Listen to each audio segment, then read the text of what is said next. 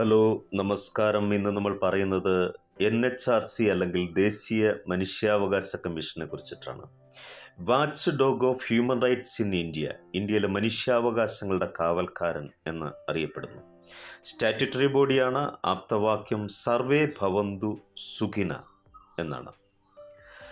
1993 September 28 national human rights act അനുസരിച്ചിട്ടാണ് 1993 October 12 ഇത് ഉണ്ടായത്.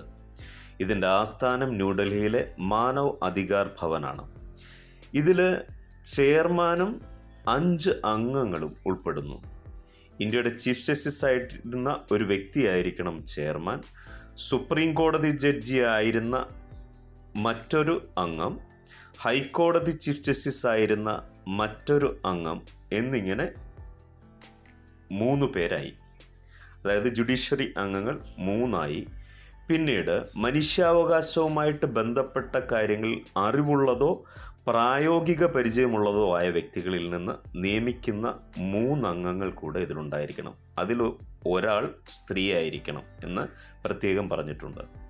കൂടാതെ ദേശീയ പട്ടികജാതി കമ്മീഷൻ, പട്ടികവർഗ കമ്മീഷൻ, വനിതാ കമ്മീഷൻ, ദേശീയ ന്യൂനപക്ഷ കമ്മീഷൻ, പിന്നോക്ക വിഭാഗ കമ്മീഷൻ, ബാലാവകാശ കമ്മീഷൻ എന്നിവയുടെ അധ്യക്ഷന്മാരും വികലാംഗരുടെ ചീഫ് കമ്മീഷനും എക്സ് ഒഫീഷ്യോ അംഗങ്ങളാണ്. ദേശീയ മനുഷ്യാവകാശ കമ്മീഷൻ ചെയർമാനെയും അംഗങ്ങളെയും നിയമിക്കുന്നതും നീക്കം ചെയ്യുന്നതും ഇന്ത്യയുടെ രാഷ്ട്രപതിയാണ്. 1+5. ഓക്കെ. ദേശീയ മനുഷ്യാവകാശ കമ്മീഷൻ ചെയർമാൻ്റെ അംഗങ്ങളുടെയും കാലാവധി 5 വർഷം അല്ലെങ്കിൽ 70 വയസ്സായിരിക്കണം. നമ്മൾ ഓൾറെഡി പറഞ്ഞു, ദേശീയ മനുഷ്യാവകാശ കമ്മീഷൻ ചെയർമാൻ സുപ്രീം കോടതി ചീഫ് ജസ്റ്റിസ് പദവിയിൽ നിന്ന് വിരമിച്ച വ്യക്തിയായിരിക്കണം. ആദ്യ മനുഷ്യാവകാശ കമ്മീഷൻ നമുക്കറിയാം ജസ്റ്റിസ് രംഗനാഥ മിശ്രയാണ്. മലയാളിയായിട്ടുള്ള മനുഷ്യാവകാശ കമ്മീഷനെ കുറിച്ചിട്ടും നമുക്കറിയാം ജസ്റ്റിസ് KG ബാലകൃഷ്ണനാണ്. ദേശീയ മനുഷ്യാവകാശ കമ്മീഷനിലെ നിലവിലെ ചെയർപേഴ്സൺ ജസ്റ്റിസ് V രാമസുബ്രഹ്മണ്യനാണ്. ഭരത്ലാൽ എന്ന് പറയുന്ന ഒരു CEO കൂടെ ഈ ബോഡിക്ക് ഉണ്ട്. അപ്പോൾ ഇനി നമ്മൾ പറയാനായിട്ട് പോകുന്നത് ഇവരുടെ തെരഞ്ഞെടുക്കുന്ന കമ്മിറ്റിയെക്കുറിച്ചിട്ടാണ്.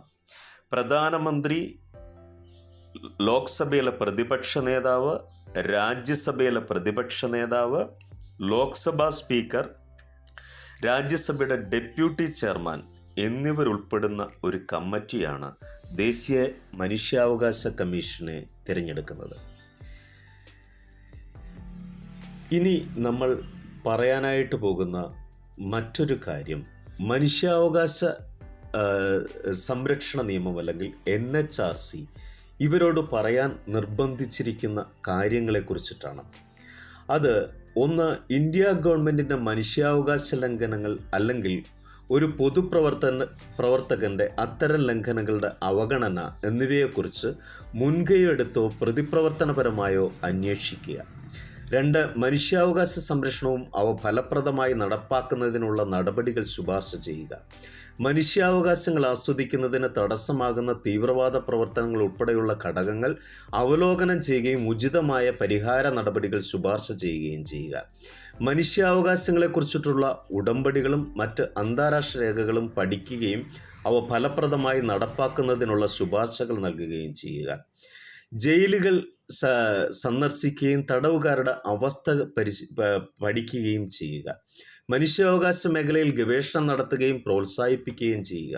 സമൂഹത്തിൻ്റെ വിവിധ വിഭാഗങ്ങളിൽ മനുഷ്യാവകാശ വിദ്യാഭ്യാസത്തിൽ ഏർപ്പെടുകയും പ്രസിദ്ധീകരണങ്ങൾ, മാധ്യമങ്ങൾ, സെമിനാറുകൾ എന്നിവയും നടത്തുകയും ചെയ്യുക.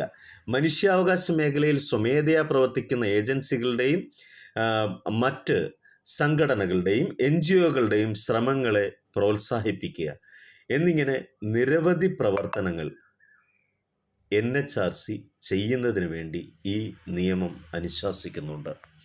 ഇനി ഇത് നമ്മൾ ഇൻ്റർനാഷണൽ മനുഷ്യാവകാശത്തെക്കുറിച്ച് പറയുമ്പോൾ 1948 ഡിസംബർ 10 പാരീസിൽ ചേർന്ന UN പൊതുസഭ പാസ്സാക്കിയതാണ് അന്താരാഷ്ട്ര മനുഷ്യാവകാശ പ്രഖ്യാപനം. അപ്പോൾ NHRC